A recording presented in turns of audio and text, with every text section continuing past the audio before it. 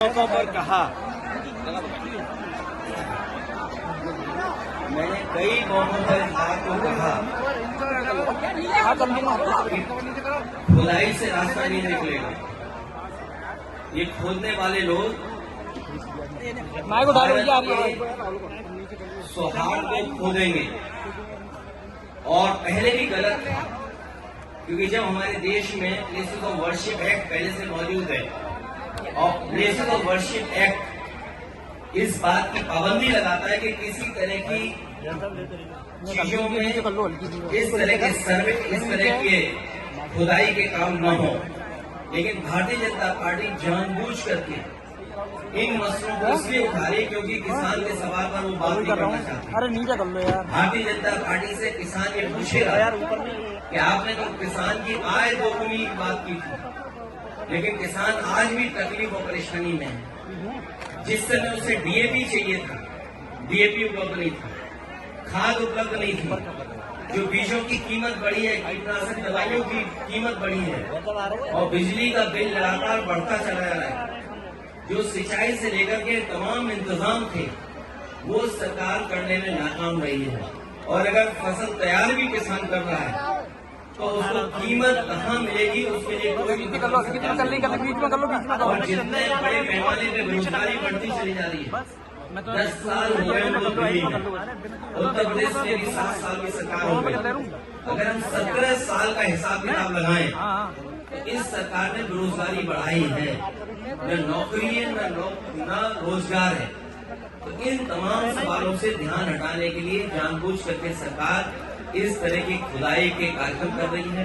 और आज अगर भारतीय जनता पार्टी के अंडरग्राउंड जो पॉलिसी बनाते हैं, ये पाइपलाइन जो अंडरग्राउंड पड़ती है, उसी तरह भारतीय जनता पार्टी की विचारधारा अंडरग्राउंड अंदर ही अंदर काम करती है।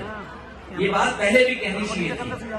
लोगों की जान चली गई, लोगों के घरों में छापे पड़ रहे हैं, बिजली के नाम पर 2-2, 3-3 हजार लोगों के यहाँ एफआईआर दर्ज हो गई।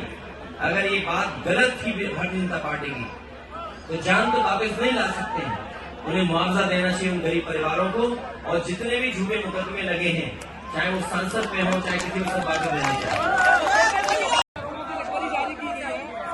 देखिए बाबा साहब भीमराव अम्बेडकर जी ने हमें संविधान दिया है और लोकतंत्र में ये हमारे लिए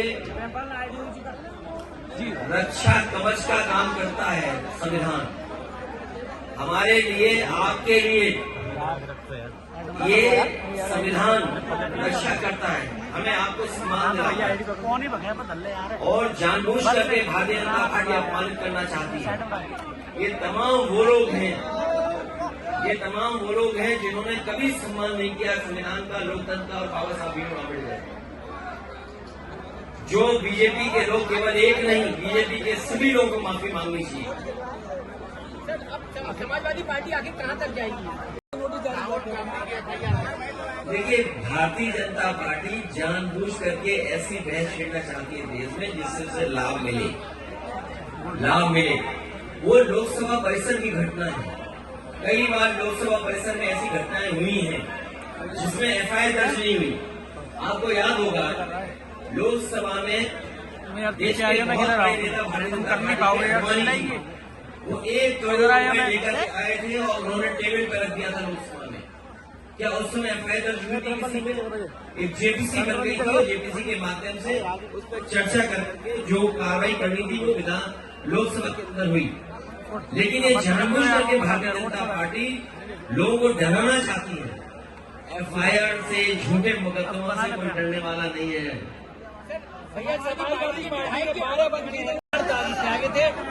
गुजरात से शुरू हुआ, ये मानना है कि ये मोदी आपका इशारा मोदी जी की तरफ है, योगी मोदी की तरफ है। जो इतिहास है, जो पौराणिक कथाएं हैं, जो सच्चाई, उसको हम और आप टाल नहीं सकते। तो सही तो बनना भगवान श्री कृष्ण का ये कार्यक्रम है और मैं चाहता हूँ कि आप लोग भी इसमें रिसर्च करो, जानकारी दो, हासिल करो कि क्या सच्चाई है उसमें।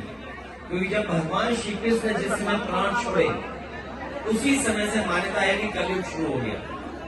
और वो स्थान जहाँ पे भगवान श्री कृष्ण ने प्राण छोड़े वो गुजरात में है, सोमनाथ के बगल में है। और जिस पेड़ पर भगवान श्री कृष्ण बैठे थे, अगर मैं आपसे पूछूं कौन सा पेड़ था तो बता सकते हो क्या? अरे मेरे पत्रकार साथी, ये दिल्ली से इसको व्हाट्सएप से सवाल आ रहे हैं, बताइए। आगे की रणनीति क्या हुई है? 27 का प्लान क्या है? देखिए, ये चुनाव आ गया है इसलिए ईडी भी आ गई। चुनाव आते ईडी इनकम टैक्स आ जाती, चुनाव आते सीबीआई आ जाती। ये कौन सी नई बात है? सब जानते हैं ये बात। हमारी रणनीति ये है कि नौजवानों का साथ लें, किसानों को जागरूक करें, माता बहनों को भविष्य में हम लोग सम्मान देंगे, चाहे हमें किसी रूप में सरकारी योजनाओं से उनकी सुरक्षा, उनके स्वास्थ्य और उनके सम्मान के लिए कोई योजना बनानी पड़ेगी तो हम लोग बनाएंगे।